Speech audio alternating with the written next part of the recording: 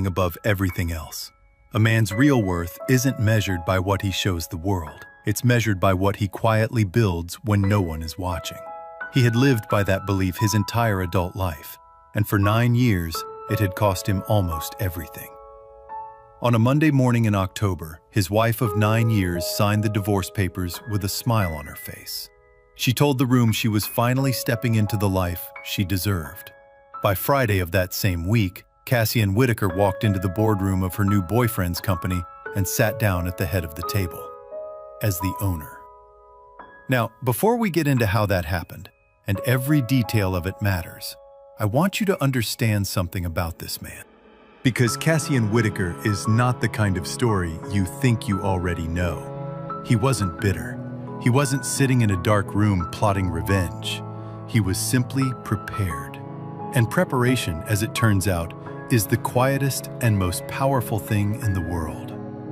October rain came down hard over Peachtree Street in Atlanta the night it all ended. Cold, sideways rain, the kind that soaks through a coat before you've even reached the door. Cassian Whitaker stood on the front walkway of the West End home he had spent 7 years rebuilding with his own hands. He had replaced the rotted porch boards himself. He had repainted every window frame twice.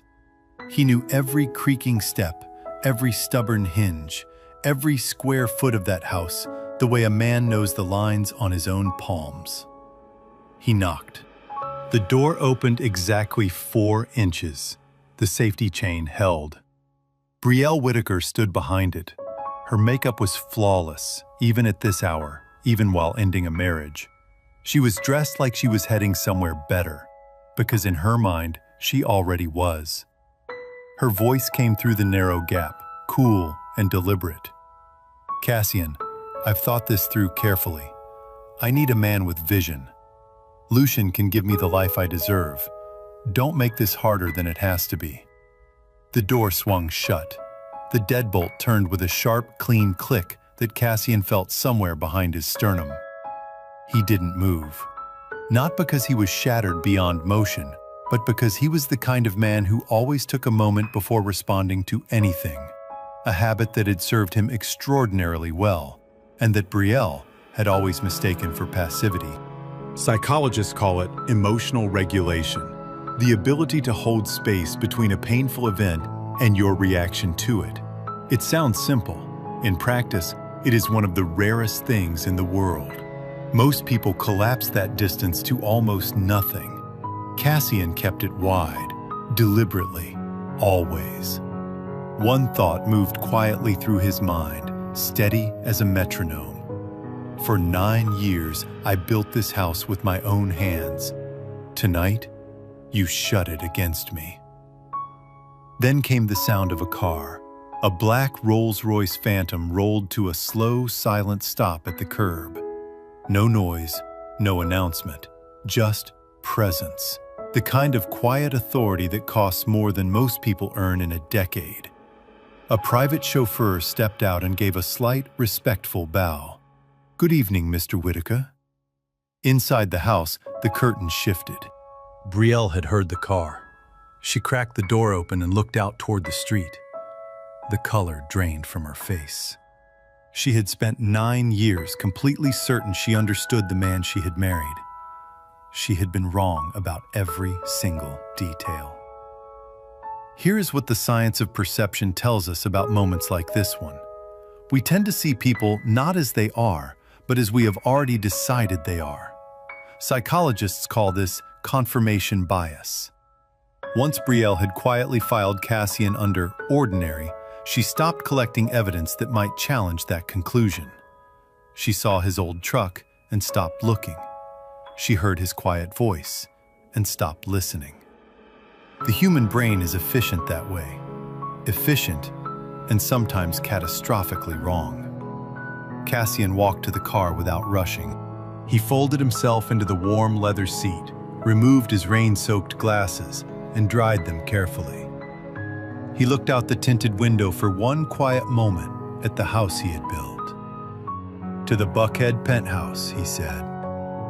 The car pulled away without a sound. He didn't curse her name. He didn't call his brother in a panic. He simply exhaled. One long, tired breath, the kind that carries 9 years of patient silence in it. Because here is what Brielle had never once thought to ask in all their years together. Why did serious men in expensive suits occasionally nod to Cassian in hotel lobbies? Why, when she once accidentally opened a folder on his laptop, did a single balance sheet make her blink and look away? She had never asked. She had already decided what kind of man Cassian was, and she had stopped looking closely enough to find out she was wrong. The man she had locked out in the rain on a Monday night in October was not a quiet engineer driving an old pickup truck. He was the hidden architect of the very empire her new boyfriend had been pretending to run for years. And the week that was about to follow would change every single life in this story, forever. To understand how a man ends up standing in the rain outside the house he built with his own hands, you have to go back to the beginning. Not the dramatic beginning, the quiet one.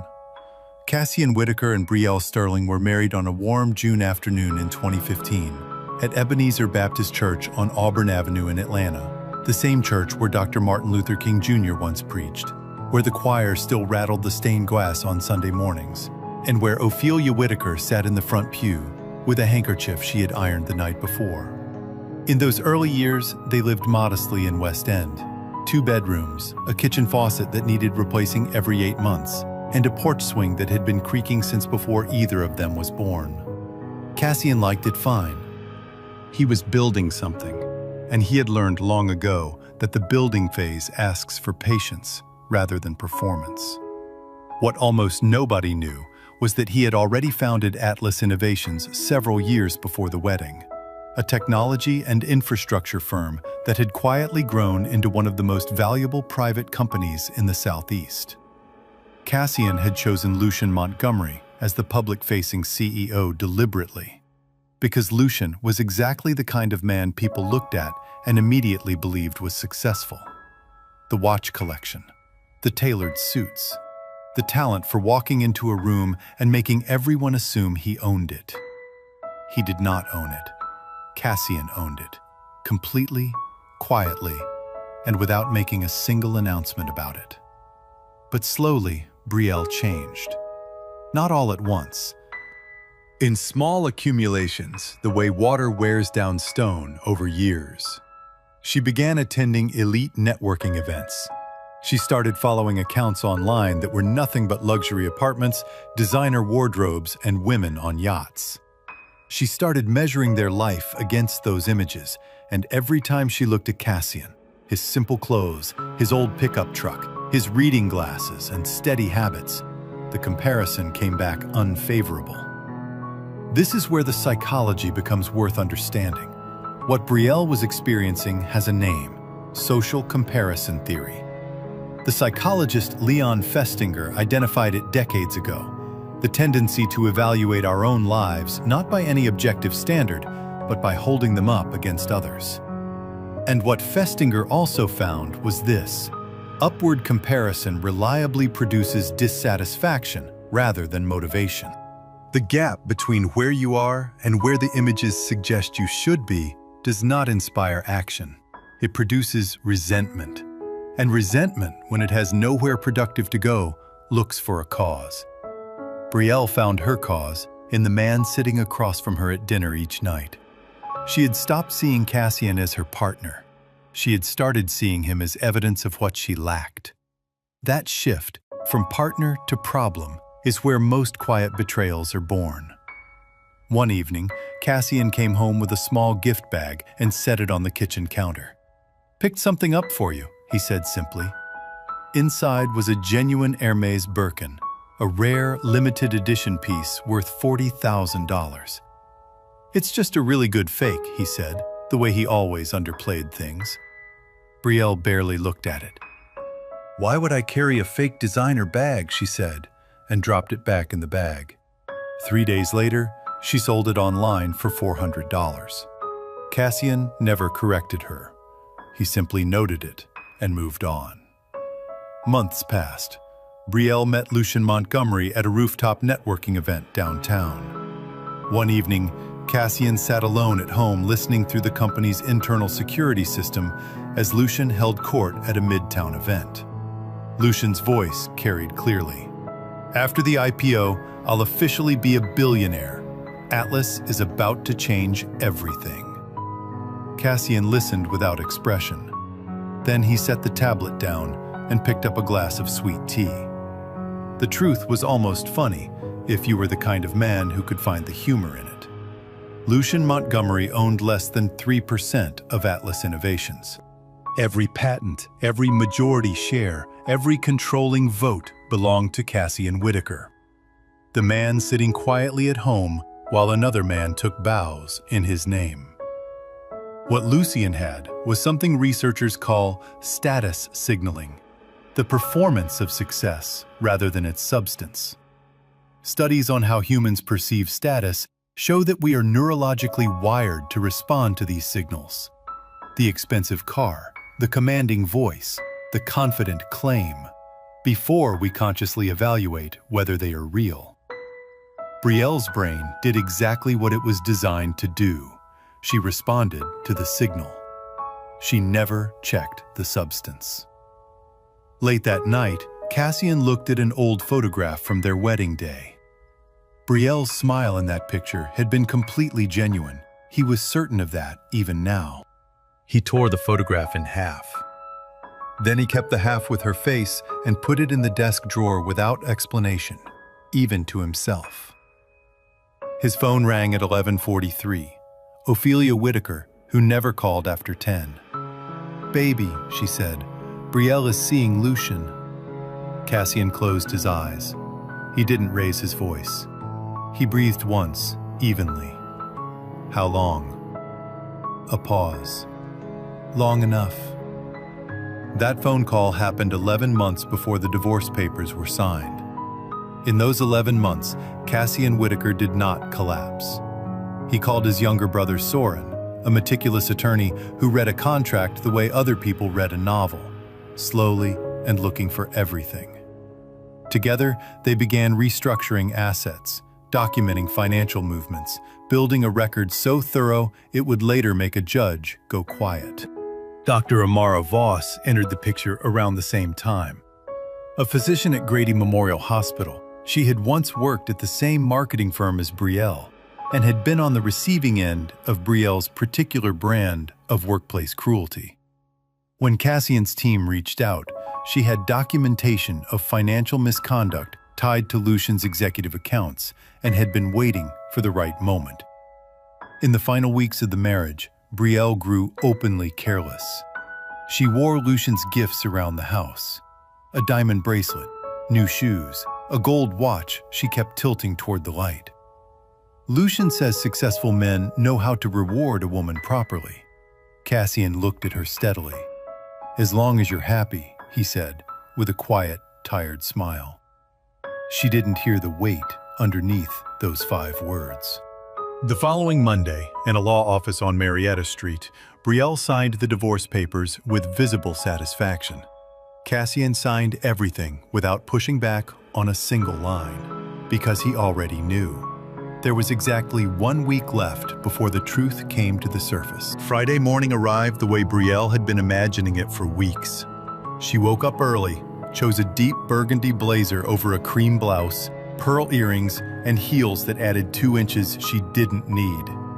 She checked herself in the full-length mirror with the focused, measuring gaze of a woman who understood that appearances were the opening argument in every room she entered. She had earned this. The interview at Atlas Innovations was for the position of Director of Marketing, a senior role Lucien had referred her for personally. Given her professional background, she had no reason to doubt him. She just didn't know what was waiting on the 28th floor. She drove to Buckhead and parked in the underground garage of a glass and steel tower on Lenox Road. A young assistant met her at reception and led her to the elevator without unnecessary conversation.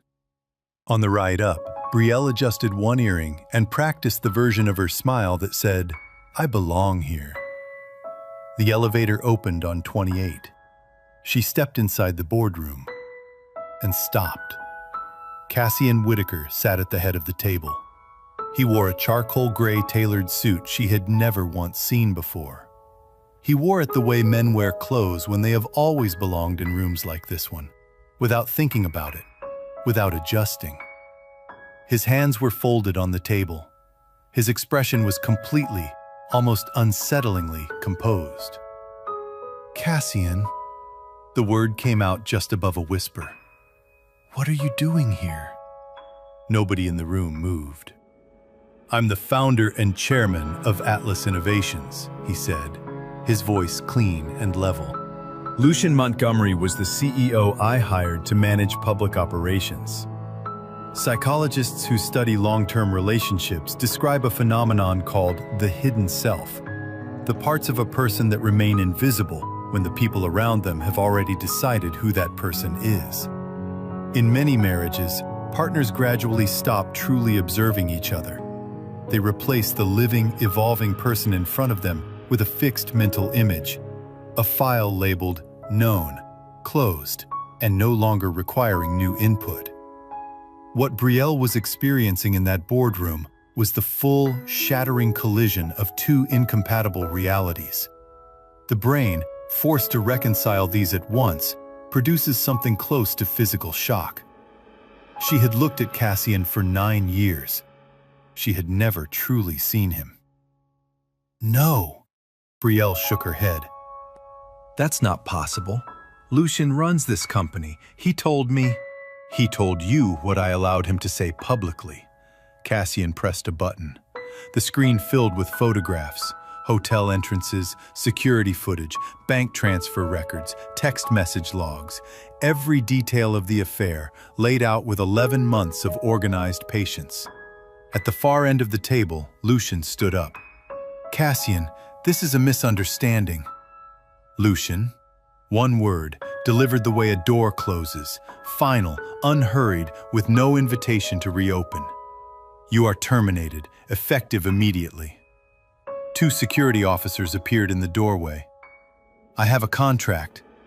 "Your contract was voided when you violated your non-disclosure agreement," Soren said from 2 seats down, without glancing up. Lucian looked at the officers. His shoulders dropped. He walked out of the room. The confidence that had filled every room he had ever walked into did not walk out with him. What happened to Lucian reflects something documented consistently in research on identity and status. People who build their entire sense of self around external markers, the title, the car, the performance of authority, have no interior foundation when those markers are removed. The structure collapses because there was never anything beneath it.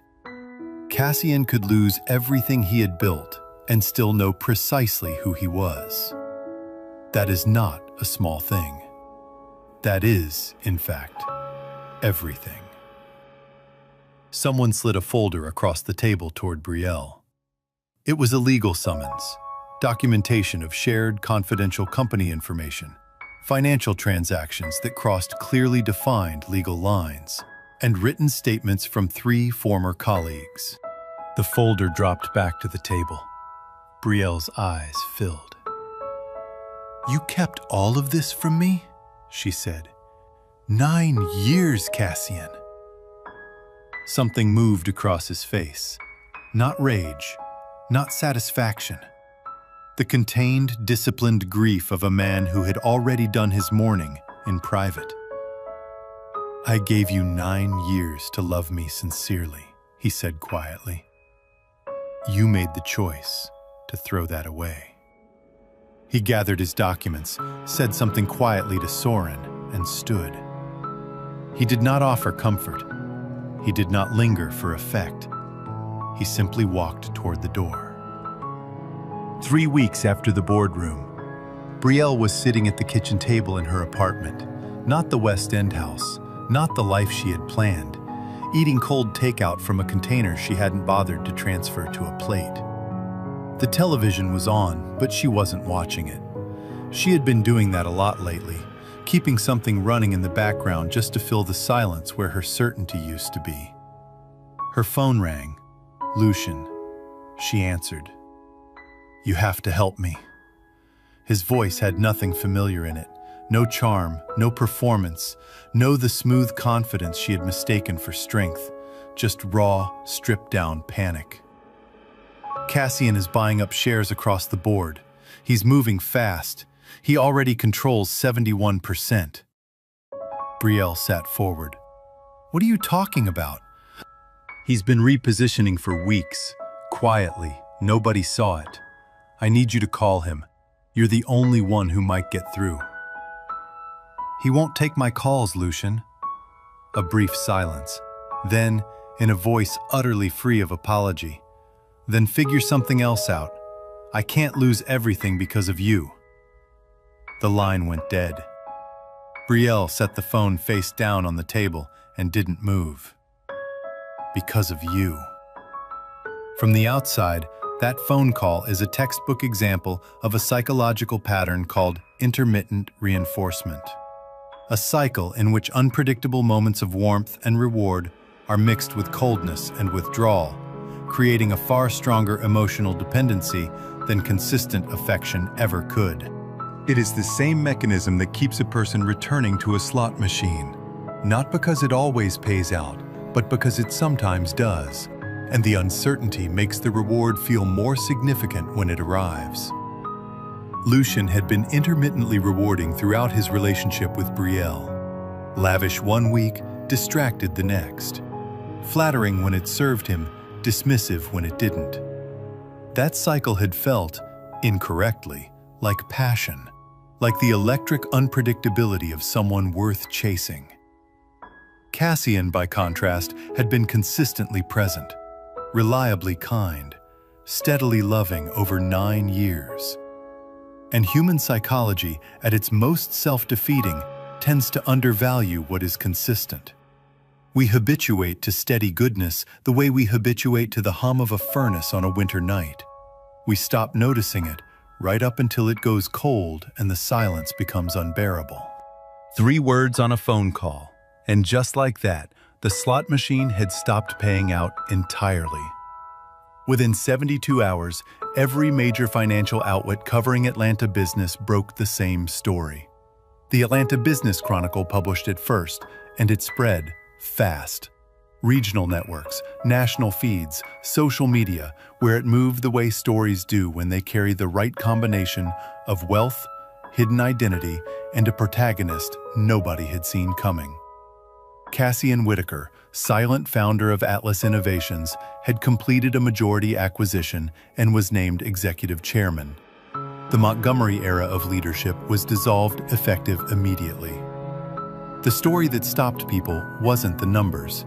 It was the details behind them. For years, Lucian Montgomery had been the face of Atlas. He had delivered keynote speeches at conferences, accepted industry awards on behalf of the company, sat for a magazine profile that called him one of the most compelling young executives in the Southeast. He had inhabited the role with complete convincingness. He had built none of it. The man who had built it, the patents, the infrastructure contracts, the quiet strategic partnerships that made Atlas genuinely, substantially valuable, had been driving a 15-year-old pickup truck around West End and letting the world believe he was ordinary. Atlanta sat with that for a moment. Then it wasn't sitting quietly anymore. Lucian, facing the collapse of his professional standing and a deepening legal investigation tied to the financial irregularities Amara had documented, did what certain people do when the structure comes down around them. He redirected the damage toward someone else. He gave a brief interview from what appeared to be an airport lounge.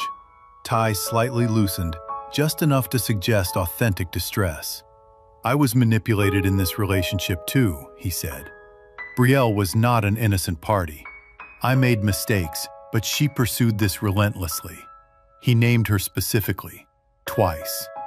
Then he transferred the remaining accessible funds from his executive accounts into offshore holdings and boarded a flight with no disclosed destination.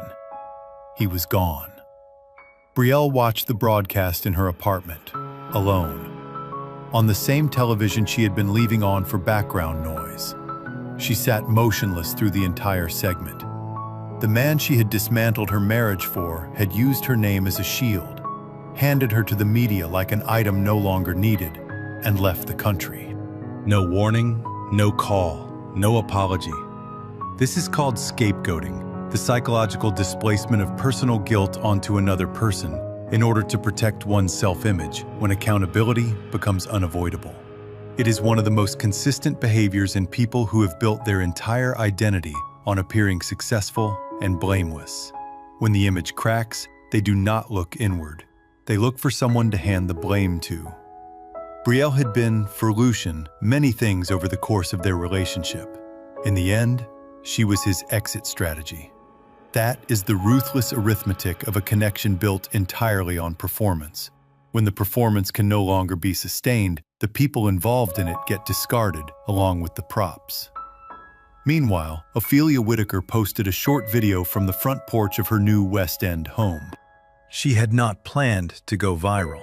She was not performing for an audience. She was simply a 62-year-old woman sitting in a wooden chair with her hands folded in her lap, speaking with the quiet, unshakable dignity of someone who had watched her child be underestimated his entire life and had run out of patience for pretending that was acceptable.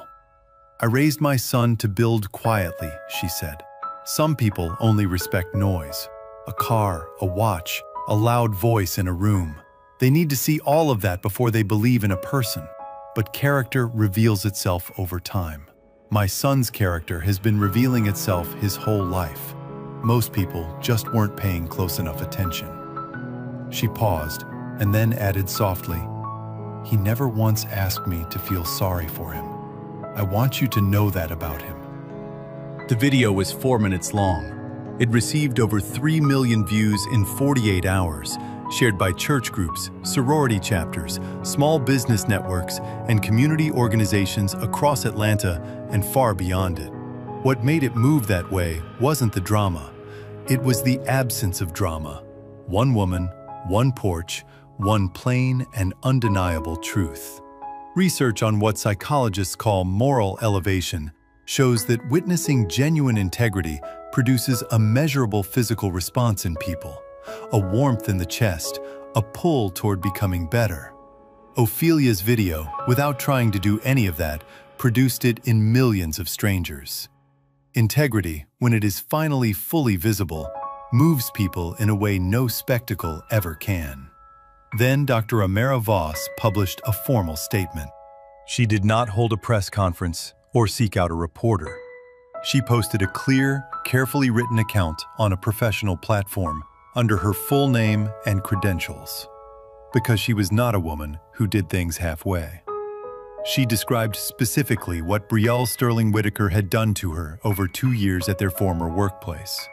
Feedback designed to sound professional while targeting confidence. Exclusions engineered to appear accidental. A sustained campaign of small humiliations aimed at someone newer and quieter and easier to isolate. Former colleagues confirmed every incident. Several of them had been waiting for years for someone to say it first. The professional consequences came immediately and completely. Every pending marketing partnership Brielle had been developing closed within a week. 2 agencies withdrew pending interview invitations with no explanation. Her employer in Buckhead terminated her contract, citing reputational concerns connected to ongoing legal proceedings. She applied for 4 positions in 10 days. She did not hear back from any of them. There is a principle in social psychology, sometimes called the compound cost of character. Our choices rarely extract a single payment. Every person we dismiss, every colleague we diminish, every quiet cruelty we extend to someone with less standing than ourselves, these accumulate in the people around us. They do not typically present themselves all at once, but when a moment of genuine reckoning arrives, they arrive together. Brielle had made hundreds of small, invisible withdrawals from her account of goodwill in the world over many years. She had never been presented the balance. She was presented it now. In the final court proceedings, Soren Whitaker laid out 11 months of meticulous preparation. Asset protections established and verified, financial movements documented, every major decision accounted for, with the unhurried precision of someone who had been building toward this moment from the first phone call. The judge listened carefully. Then she ruled. Brielle was ordered to surrender the West End home and vehicle assets, pay $215,000 in documented damages, deliver a public live stream apology, and accept a 2-year restriction on executive-level marketing work within Atlanta. The courtroom was silent while the terms were read. Brielle sat without moving. Then she bent forward slightly, pressed both hands over her face, and wept. When she finally looked up, her voice was barely audible. "Is this really what I deserve?" She wasn't asking the judge. She may have been asking herself. Across the courtroom, Cassian looked at her quietly. He remembered, briefly, the woman in the photograph he had kept in the desk drawer for months after the divorce, the half with her face in it.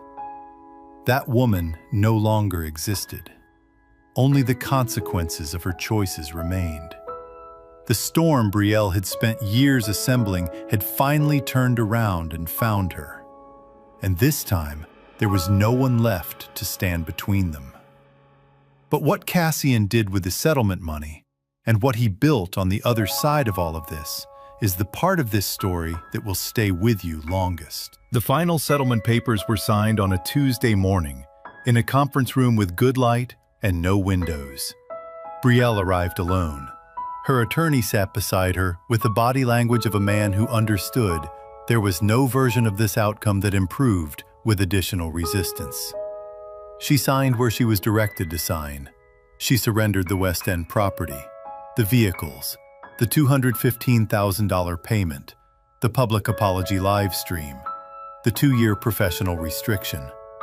Each signature arrived with a small, involuntary pause, the physical expression of something being released that she had not yet accepted was truly gone. The whole process took 40 minutes. Afterward, she sat in her car in the parking garage without starting the engine. She wasn't crying anymore. She had moved into something quieter and harder to name. The particular stillness of a person who has run through every possible version of the story and found that none of them end the way she needed. The most damaging thing about deep certainty is not that it produces confidence, it's that it eliminates curiosity. When Brielle decided she understood Cassian, she stopped investigating. She stopped updating. She replaced the living, changing person in front of her with a fixed mental image. Psychologists call this cognitive closure, a strong need to reach a firm conclusion and hold it at the cost of remaining genuinely open to what reality keeps offering. It feels like clarity. It presents as strength. But it is, in practice, a form of profound fragility. Cassian, by contrast, had never stopped paying attention. He had watched Brielle change across 9 years with clear, steady eyes. He noted every shift, observed every signal, and updated his understanding continuously, even when that reality was causing him real pain. That quality is not merely emotional discipline. It is a form of wisdom, and it is rarer than most people realize. 2 weeks after the final settlement, Cassian did 2 things. The first was a house. He found a property in West End, 5 blocks from the one Brielle had claimed. It sat on a quiet street where old oak trees had been growing long enough that their roots had begun lifting the sidewalk. It had a wraparound porch, and that, above everything else, was what mattered. Ophelia had mentioned wanting one once, years ago, in passing. Cassian had written it down. He was the kind of man who kept everything. He had the house renovated to her specific preferences, a new kitchen, the porch rebuilt wide and solid with good hardwood, a rocking chair on each side of the front door. flowers she had selected herself, planted along the front walkway. The day he brought her to see it, Ophelia stood on the new porch for a long time without speaking. She pressed one hand flat against the railing, testing how solid it was. "You didn't have to do all of this," she said. "I know," Cassian said. She shook her head slowly. Her eyes were wet. "Your father would have—" "I know, Mama." He said it gently. He put his arm around her shoulders. They stood without speaking because nothing else needed to be said. The second thing was the Ophelia Whitaker Scholarship Foundation, a fund supporting underprivileged Black students pursuing STEM education in Atlanta, structured to cover 12 students per year at full tuition. Soren drafted the legal charter. Dr. Amara Voss joined the advisory board in the first month. The announcement was shared 11,000 times before the week ended. Research has documented for decades people who orient their lives around intrinsic goals, contribution, meaning, genuine connection, report consistently higher well-being than those organized around status and wealth accumulation. The external goal is reached, and the satisfaction lasts perhaps a week. The intrinsic goal, building something that matters to people you love, sustains a person through almost anything. The public apology livestream took place on a Thursday evening. Brielle sat before a plain white background, just a ring light, a white wall, and several 100,000 people watching in real time. She had prepared notes. When the stream opened, she set them aside. "I betrayed someone who genuinely loved me," she said, her voice unsteady. "I told myself I was being ambitious, but the truth is I confused what a man displayed for what a man was worth. I mistook performance for substance, and I destroyed my own future because I wasn't wise enough to see the difference." She paused. "I don't expect to be forgiven. I just wanted on the record that I understand what I did and why it was wrong." She closed the stream after 9 minutes. Cassian watched 30 seconds of it. Then he turned the screen off. It didn't feel the way he had expected. Not a weight lifted or a door closing properly. Just the honest, deep exhaustion of a man who has been carrying something heavy for a long time and has finally set it down. At the final mediation, Brielle looked across the table and said quietly, "You used to love me." Cassian was still for a moment. "You didn't leave me because I was poor," he said. "You left because you weren't wise enough to recognize my value. And now you regret it. That," he said, "is karma." He thanked the mediator by name. And then he walked out without anger, without hatred, and without the backward glance that anger and hatred always seem to require. The greatest victory had never been revenge. It had always been becoming unshakable. And he was. 1 year later, Cassian Whitaker married Dr. Amara Voss on a Saturday morning in June at Ebenezer Baptist Church on Auburn Avenue. The same church, the same pews, some of the same choir voices that had filled the room at his first wedding a decade before. But nothing else was the same. Ophelia sat in the front row in a yellow dress she had bought herself and pressed the night before. She made it through the processional before the tears started, and from that point forward, she did not stop. Soren stood at the altar beside his brother and spent most of the ceremony looking at his shoes with the contained dignity of a man working hard not to embarrass himself in a house of worship. Amara walked in unhurried. She had not spent months coordinating an elaborate production. She had not agonized over table settings or whether the floral arrangements matched the programs. She simply showed up as herself, clear-eyed, warm, and completely certain. In a dress she loved, carrying a small bouquet of white gardenias that had been her mother's favorite flower. When Cassian saw her come through the doors, he removed his glasses, cleaned them once on the edge of his lapel, and put them back on. As though he wanted to be sure he was seeing clearly. He was. What was different about this marriage, visible to anyone paying attention, was its foundation. For decades, the relationship researcher Dr. John Gottman studied what separates marriages that endure from those that don't. His finding, which surprised many people when it was published, was that the decisive factor was not passion or compatibility or even communication style. It was something he called positive sentiment override, a baseline of trust and goodwill so established between two people that they default to charitable interpretations of each other's behavior, even in difficulty.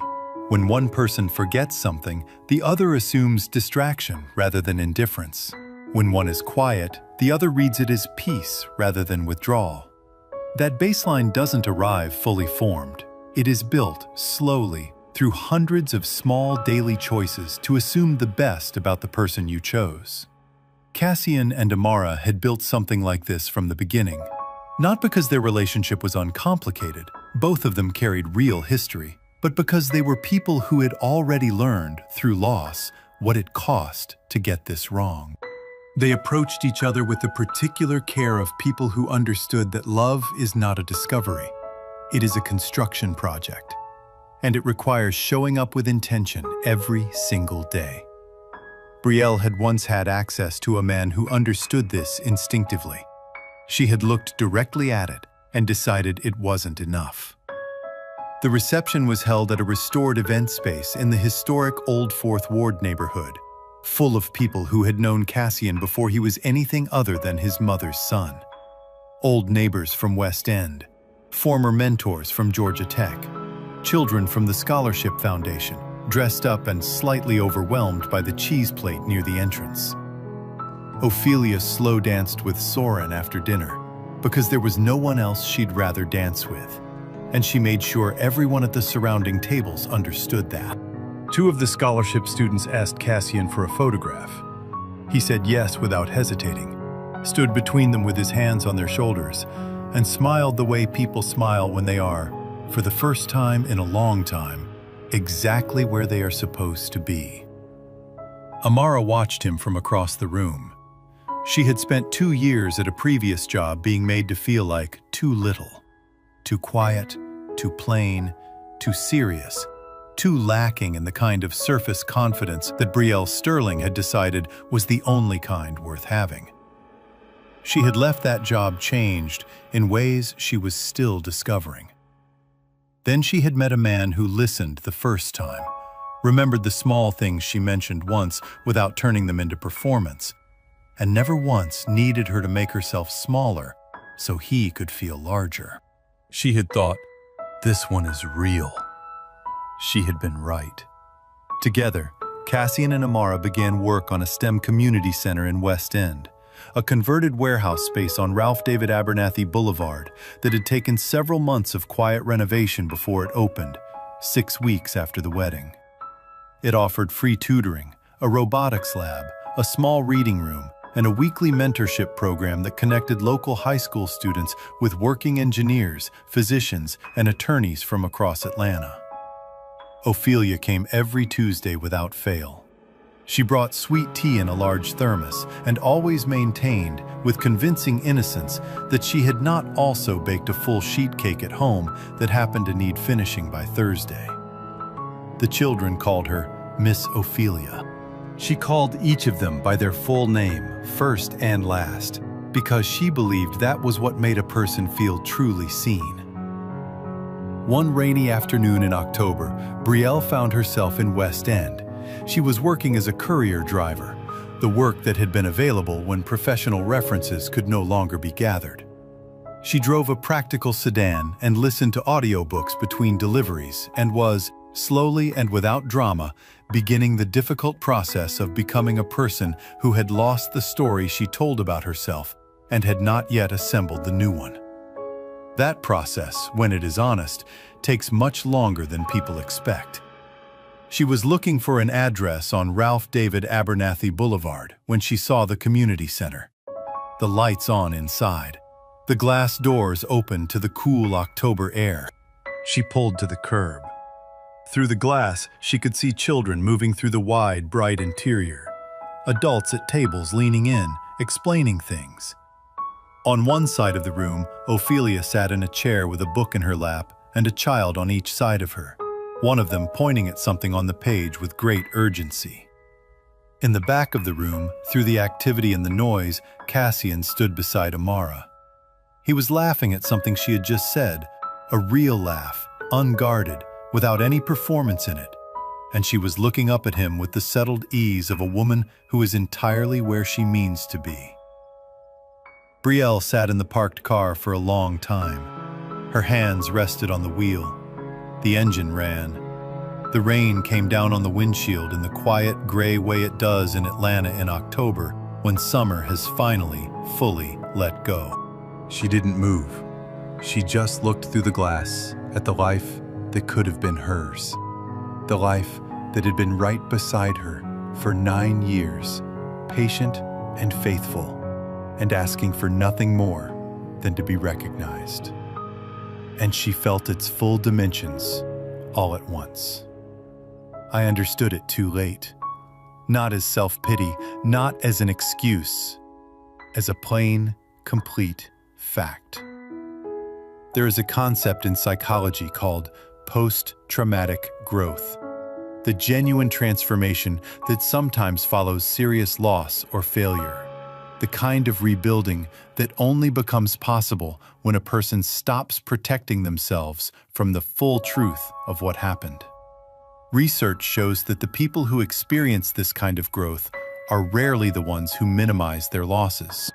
They are the ones who sit inside them completely, feel their actual weight, and allow that weight to change the direction they move in next. Whether Brielle would find her way through to that, whether the woman sitting alone in that car in the rain would eventually become someone her mistakes had genuinely taught rather than merely punished, was a question only time could answer. But the first step is always the same. You have to stop looking away. That evening, Cassian drove to a cemetery in the West End neighborhood, close to the church where he had been married twice, baptized once, and where he had, many years ago, said a long and difficult goodbye to his father. He stood at the grave while Atlanta glowed warmly behind him. The October light was going gold and horizontal, the way it does at the end of a day when the sky decides to be generous about the ending. He lowered his head and spoke quietly. "I never got revenge, Dad. I just kept building." The wind moved through the old oaks above him, slow and without any hurry. "I think that's what you would have told me to do." He stood there for a while, not sad exactly, and not triumphant, just fully present in a moment he had earned by getting through every moment before it. Then he walked back to his car and back to his life. This story reminds us of something simple that most of us learned the hard way. We stop looking at the people we love the most, not out of cruelty, out of familiarity.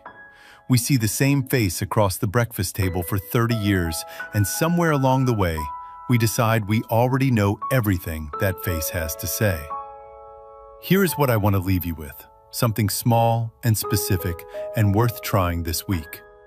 Think of one person in your life who has been quietly showing up for you, not making noise about it, not asking for credit, just showing up, the way Cassian did, fixing things, remembering things, staying when leaving would have been easier.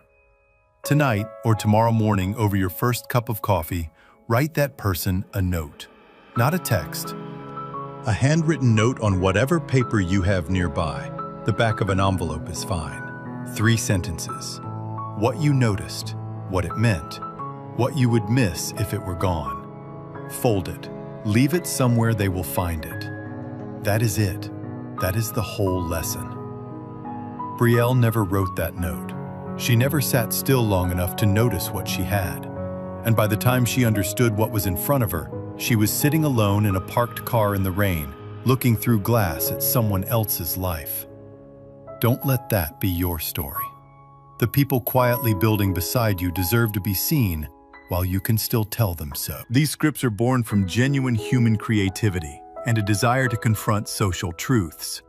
AI acted as a co-pilot, helping organize thoughts so that powerful messages of fairness, forgiveness, and human potential could touch hearts worldwide. Production team story and screenplay by Quinn Fung. Character development and visual conceptualization by Chris Nguyen. Video scripting and scene adaptation by David Nguyen. A passionate team dedicated to bringing this story to life.